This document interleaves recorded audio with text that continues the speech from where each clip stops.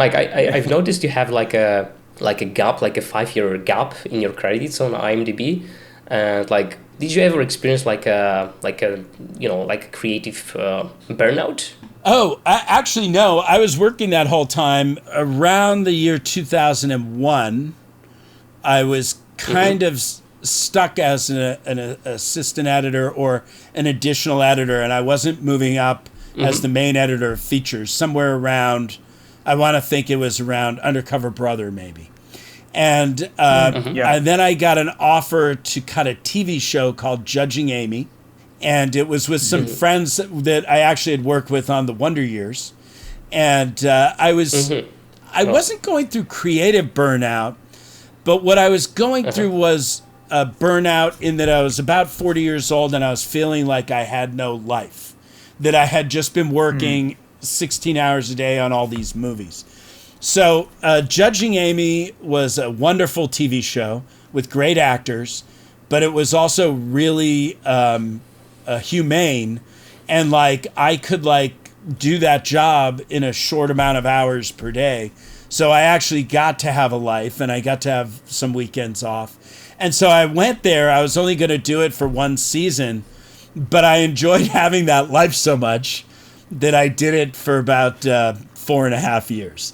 And I was also teaching editing during those years. And there was a moment around 2005 or 2006. I had met my wife during that time. We had gotten married. And I was wondering, am I ever going to do another movie again? Because I was pretty happy. And, I was, by the way, also in great shape. I was like, I was feeling good. My wife was happy. Everybody was happy. And one day I was sitting at home. This would have been around 2006. And my friend and mentor, Bill Kerr, called, who is a fantastic editor. If he'll ever give you an interview, you should interview him. He's a brilliant guy. And we did a lot of movies together, starting with Tommy Boy all the way through, I think Bridesmaids was our last one we did together. And he called me up. He's like, Sal, you've been loafing. And I'm like, what? He goes, I got a movie. I want you to come and work on it with me. And I'm like, is it good? He's like, well, you read the script and you tell me. So he sent me the script, and I sat at my kitchen table and I read this script, and I looked at my wife and I said, you're not going to like this. And she said, what? And I go, I think I got to give movies one more chance. And my wife, who's a big movie fan, she looked at me, and this is why one of the many reasons I love her. She said, you absolutely have to do this. You're an artist, you're talented, and you should be cutting movies because you're really good at it. And it's an amazing thing to have that kind of support. The movie was Superbad. And I read that script at my table, and I was like, I got to go do this. I was like, this is like every high school movie I ever loved. This is like every story I ever loved. It's R-rated. It's insane. It's going to be amazing.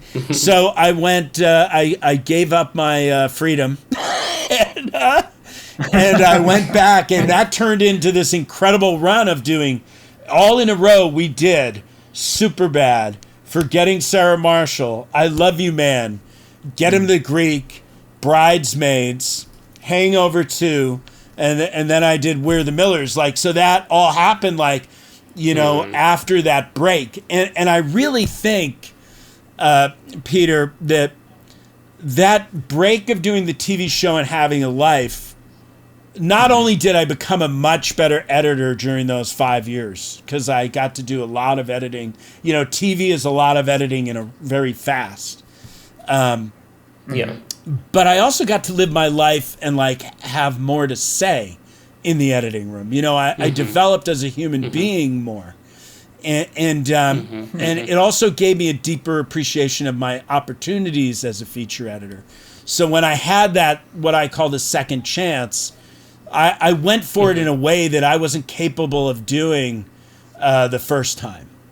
And I think that's why it happened for me.